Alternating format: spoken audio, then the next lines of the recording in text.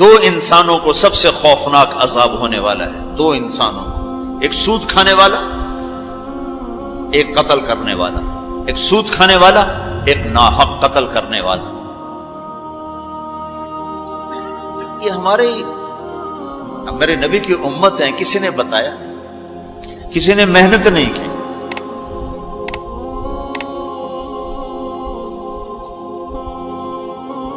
آخری حج کا خطبہ آپ نے جو دیا، ہر دفعہ یہاں سے بات شروع کی، تمہارے جان مال ایک دوسرے کے لیے قابل احترام ہے، کسی پہ ہاتھ نہ ڈالو۔ میرے نبی نے کبھی زبان سے کسی کو دکھ نہیں پہنچایا، کبھی زبان سے کسی کا نام لے کر اس کو رسوا نہیں کیا۔ زبان کی لگائی ہوئی آگ ہے جو آج سارے بھڑکتے ہوئے دیکھ رہے ہیں۔ تو بھائیو، محبت سے رہنا سیکھو، معاف کرنا، درگزر کرنا سیکھو، اپنے اللہ کے سامنے جھکنا سیکھو۔ جب قومیں زوال کا شکار ہوتی ہیں، کہتی ہیں یہ فلاں کی سازش ہے، جیسے آج کل کہتے ہیں مسلمان، امریکہ کی سازش ہے، جی اصل یہودیوں کی سازش ہے۔ یہ کراچی کے بینکوں میں جو سود پہ پیسہ پڑا ہوا ہے، یہ امریکہ کی سازش ہے، یہودیوں کی سازش۔ جو رات کو شراب چلتی ہے اور مجرے ہوتے ہیں، یہ امریکہ کی سازش، یہ یہودیوں کی سازش۔ نوجوان اولاد ماں باپ کی نافرمان ہیں، یہ کسی دشمن کی سازش۔ میں ایک جگہ تھا تو ایک لڑکی اپنی ماں کو کہہ رہی تھی بکواس مت کرو، ماں کو کہہ رہی تھی بکواس مت کرو، تو اس کی ماں کے آنسو ایسے گر رہے تھے۔ یہ امریکہ کی سازش۔ اور میرے نبی نے سے پوچھا کہ یا رسول اللہ قیامت کب آئے گی؟ آپ نے فرمایا اللہ کو پتہ ہے کب آئے گی۔ کا کوئی نشانی؟ کہ جب ماؤں کو ذلیل کیا جائے گا تو قیامت آ جائے گی۔ ہمارے زوال کے اسباب باہر سے نہیں ہیں، ہمارے اندر سے ہیں۔ کتنی بڑی لعنت ہے جھوٹ۔ آپ نے فرمایا جب کوئی جھوٹ بولتا ہے تو 3 میل تک اس کی بدبو سے فرشتے بھاگ جاتے، 3 میل تک فرشتے بھاگ جاتے۔ تو پھر پاکستان کا کون سا بازار ہے جس میں کوئی رحمت کا فرشتہ آئے گا؟ کہ ہر دکاندار جھوٹ بول رہا ہے، ہر بڑا چھوٹا تاجر جھوٹ بول رہا ہے، ہر سیاستدان جھوٹ بول رہا ہے۔ ہر سے مراد ہے 100 میں 99 نہیں، 1 لاکھ میں 99,999، کوئی 1 لاکھ میں شاید ایک کوئی سچا مل جائے۔ اور جس قوم میں جھوٹ اور ظلم اور خیانت پھیل جائے وہ قوم تباہ ہو جاتی۔ ان کو کسی دشمن کی ضرورت نہیں ہے، وہ اپنے دشمن خود ہیں۔ جسے نشہ کرنے والے کا کوئی دشمن نہیں، وہ اپنی ذات کا دشمن خود ہے۔ تو ہم اوروں کو الزام نہ دیں کہ یہودیوں نے سازش کر دی اور عیسائیوں نے کر دی اور امریکہ نے کر دی۔ ہم نے کچھ اسپین سے آخری ملک تھا یورپ کے سفر میں، اسپین، تو قدم قدم پہ میں رویا، قدم قدم پہ میں رویا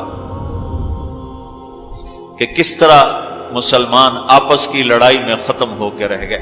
کہ پاکستان اسپین میرے سامنے یوں آتے تھے، یوں آتے تھے ایسے۔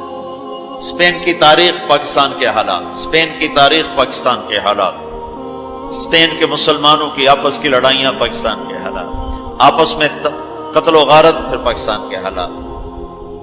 تو اللہ تعالیٰ نے اس طرح ان کو مٹا دیا اسپین سے کہ ایک کلمہ پڑھنے والا باقی نہ بچا۔ مسجد قرطبہ جیسا شاہکار، بیچ اس کے گرجا بنا ہوا ہے، صلیبیں لٹکی ہوئی ہیں، بت پڑے ہوئے ہیں، نماز منع ہے، بورڈ لگا ہوا ہے۔ تو میں وہاں محراب کے قریب جا کے کھڑا ہو گیا اور تصور میں دیکھنے لگا کہ یہ وہ جگہ ہے، تاریخ سے سبق نہ لینا بھی بڑا اندھیر پن ہے۔ یہ وہ جگہ ہے جہاں یحییٰ بن یحییٰ اندلسی کے درس ہوتے تھے، علامہ قرطبی کی تفسیر چلتی تھی، ابن عربی کے تصوف کے نکات کھولے جاتے تھے، ابن حزم کے فقہی مقالات سنائے جاتے تھے، بقی ابن مخلد جیسی شخصیات یہاں بیٹھ کے قال اللہ قال رسول کہتے۔ ننگی عورتیں پھر رہی ہیں نکریں پہنی ہوئی، وہ تو ایک ان کے لیے تفریح کی جگہ بنی۔ میں تو آنکھوں سے بھی رو رہا تھا اور دل سے بھی رو رہا تھا، اور زیادہ رونا اس پہ آ رہا تھا کہ اپنا ملک دیکھ رہا تھا کہ آج میرے ملک کے لوگوں کو ہوش نہیں ہے، وہ کیا کرنے ہیں۔ دین پہ نفرت، فرقہ واریت کی نفرت، سیاست کی نفرت، قوم کی نفرت، صوبوں کی نفرت، شہروں کی نفرت، زبان کی نفرت، کون کون سا زخم ہے جو اس جسم پہ نہیں لگا ہوا، کون کون سے زہریلے تیر ہیں جو اس پر نہیں چلائے گے۔ میں ایسے ہی کھڑا دیکھتا، پھر میں محراب کے پاس جا کے کھڑا ہو گیا، تو 700 سال پرانی قرآن کی آیات اب بھی اسی طرح لکھی ہوئی تھی۔ تو میں نے کہا یا اللہ، میں یہ نماز تو کوئی نہیں ہوگی، کسی کے نزدیک بھی ایسی نماز نہیں ہے، پر تو جانتا ہے کہ میں چاہتا ہوں میں اس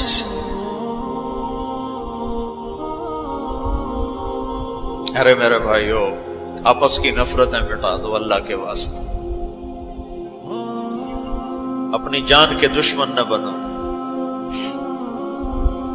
معاف کرنا سیکھو، درگزر کرنا سیکھو، فرقہ واریت کی باتیں کرنا چھوڑو، تقریریں سننا چھوڑو۔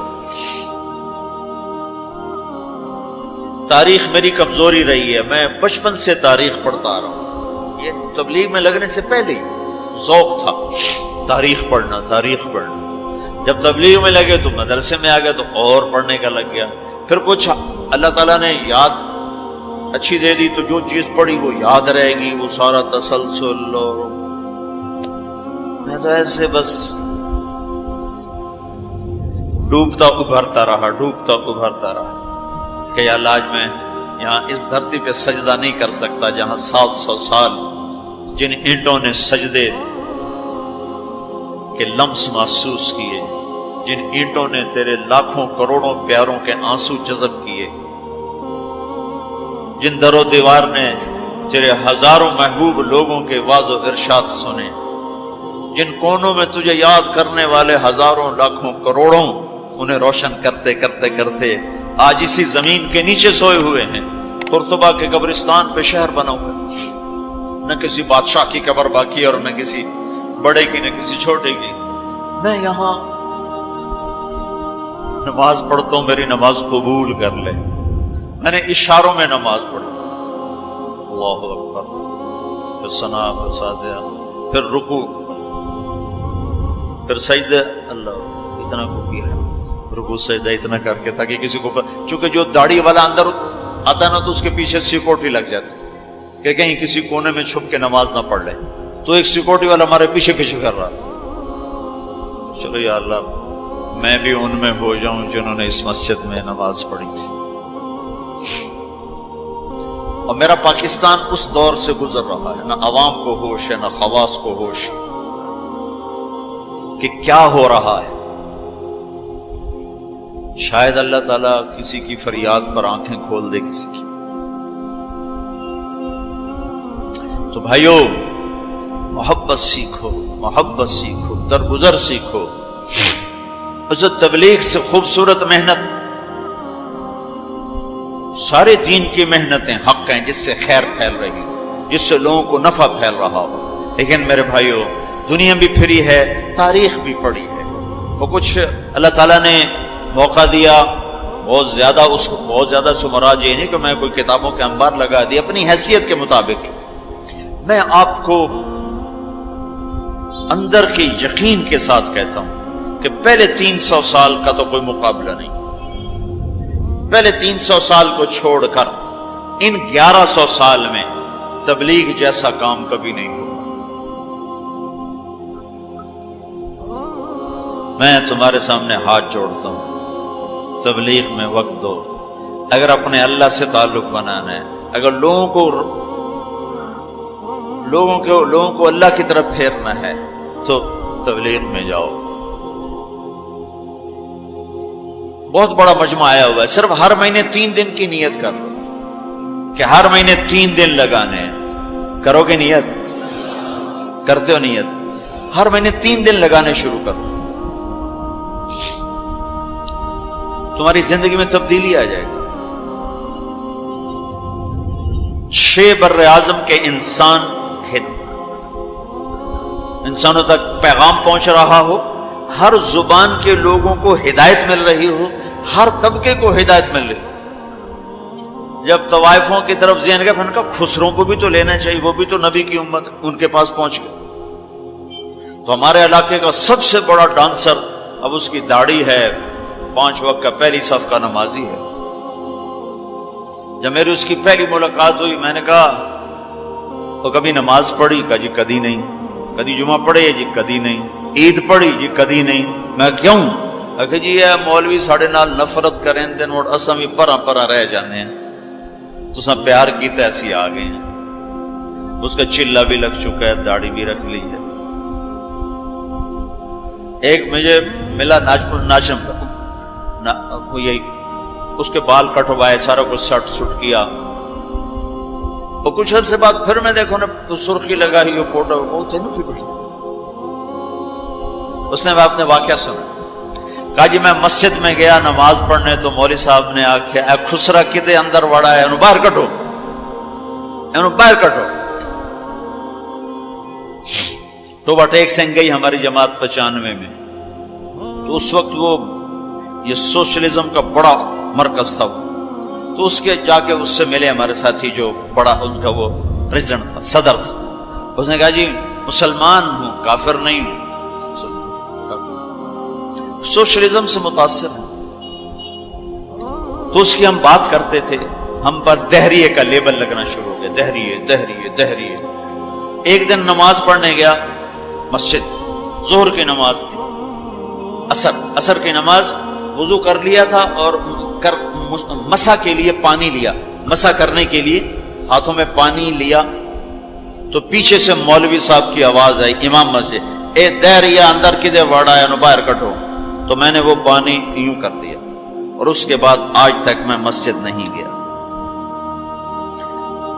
اس میں جتنا مجرم وہ ہے، اتنا ہی مجرم وہ امام مسجد ہے جس نے یہ کہا ہے دہریا باہر کٹو.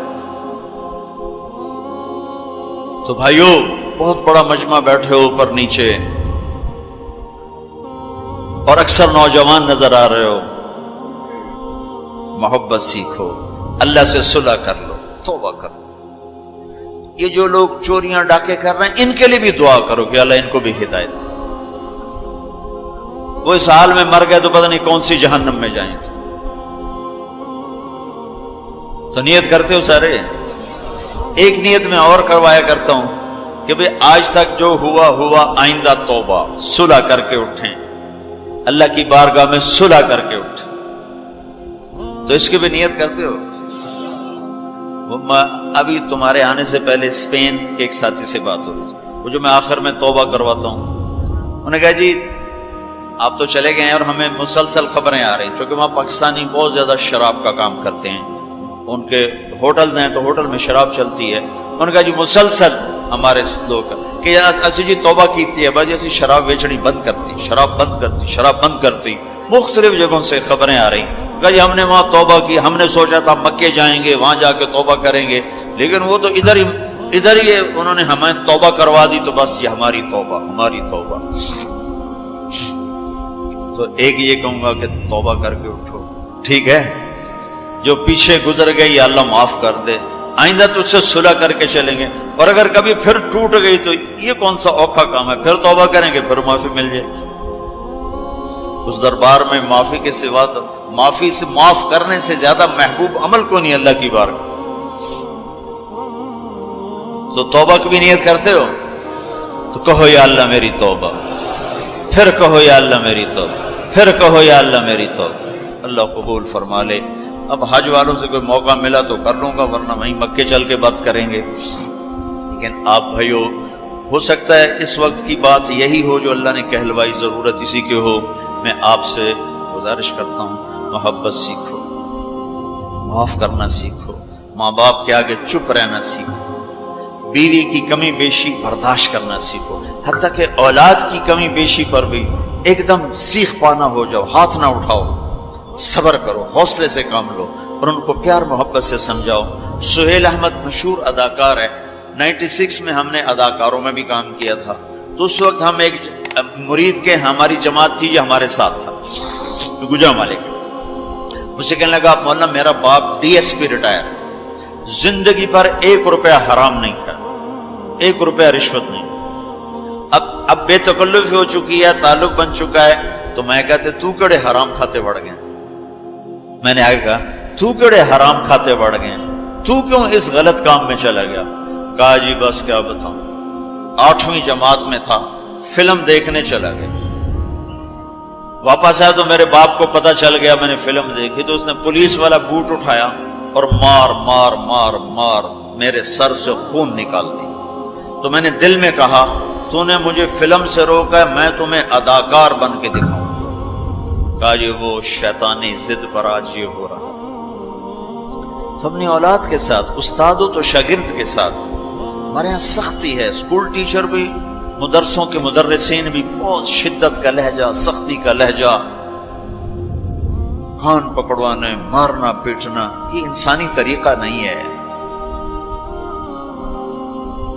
پہلا جھوٹ ماں باپ سکھاتے ہیں، اولاد پہ سختی کرتے ہیں، وہ جھوٹ بولنا شروع کرتے۔ میرے والد صاحب نے نماز سختی سے پڑھانا شروع کی، جب میں گھر میں ہوتا تھا، تو اب اللہ گواہ ہے اپنے گناہوں کا ذکر نہیں کرنا چاہیے، لیکن صحابہ بھی کیا کرتے تھے، جاہلیت کے قصے سناتے تھے اللہ کے نبی کو، اپنے باپ کے ڈر سے بغیر وضو پہ جا کے نمازیں پڑھیں۔ ایسی شدت نہ ہو کہ زبان جھوٹ پیا۔ 4تھی جماعت میں تھا میں، ہمارے استاد تھے ماسٹر شفیع صاحب رحمۃ اللہ علیہ، بڑے محنتی استاد، اس زمانے کے استاد ہوتے ہی محنتی تھے، لیکن مارتے بہت۔ انہوں نے ہمیں حساب کا سوال لکھایا، سلیٹیں ہوتی تھیں اس پر، اب میں کوئی 12ویں نمبر پہ بیٹھا ہوا تھا، اور جو جا رہا ہے آتا نہیں، ٹھو ٹھو ٹھو ٹھو، سوٹے بھی مکے بھی، میں کہہ رہا بھی مر گئے، مجھے بھی نہیں آتا تھا، اور میں انتظار کر رہا ہوں کہ یا اللہ میں اس سے نکلوں کیسے، سوال تو آتا نہیں، پکی گل ہے سوٹے ہی ہیں۔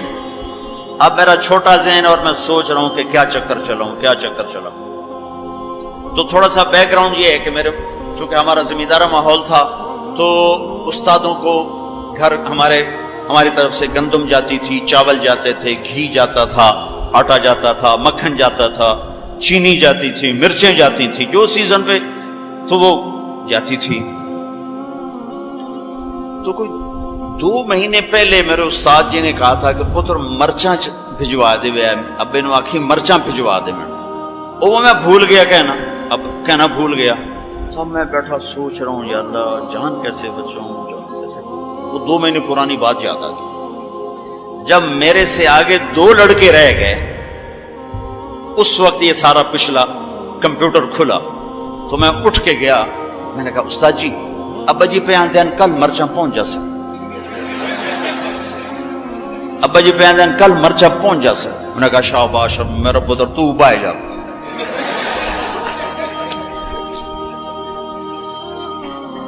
یہ جھوٹ کس نے بلوایا؟ استاد نے، اس کے ڈنڈے نے، اس کی سختی نے۔ ماں باپ سے بھی کہتا ہوں، مدرسے کے علماء سے کہتا ہوں، اسکول کے ٹیچروں سے کہتا ہوں، محبت سیکھو، محبت سکھاؤ۔ اولاد سے کہتا ہوں ماں باپ کی محبت سیکھو، ان کی شدت کو برداشت کرنا سیکھو۔ بھائی سے کہتا ہوں بھائی کی برداشت کر، آپ بیٹھے ہو عورتیں نہیں ہیں تو آپ سے کہتا ہوں بیوی کی برداشت کرو، ماں کی برداشت کرو، بہنوں کی برداشت، جو بھی کوئی بلندیوں کے راستے ہیں وہ برداشت میں چھپے ہوئے۔ اور تبلیغ میں وقت دو، تبلیغ سے بڑھ کر سارے دین کے کام خیر کے ہیں جس سے لوگوں کو نفع ہو رہا ہے، لیکن جو سب سے اس وقت لوگوں کے لیے خیر بھلائی کا کام ہے وہ یہ تبلیغ کا ہے۔ اس میں ٹائم دیا کرو، آپ کو بہت نفع ہوگا، اللہ تعالیٰ انشاءاللہ آپ کو آگے بڑھائے گا۔ کسی سے لڑے ہوئے ہو ابھی اٹھ کے صلح کر لیں، کسی سے ناراض ہو ابھی جا کر اس کو گلے لگا لیں، کہ اللہ کی بارگاہ میں بہت اونچا لے جانے والا عمل ہے جھک جانا، معاف کرنا، درگزر کرنا۔ تو اس کی بھی نیت کرتے ہو؟ اللہ تعالیٰ قبول فرمائے۔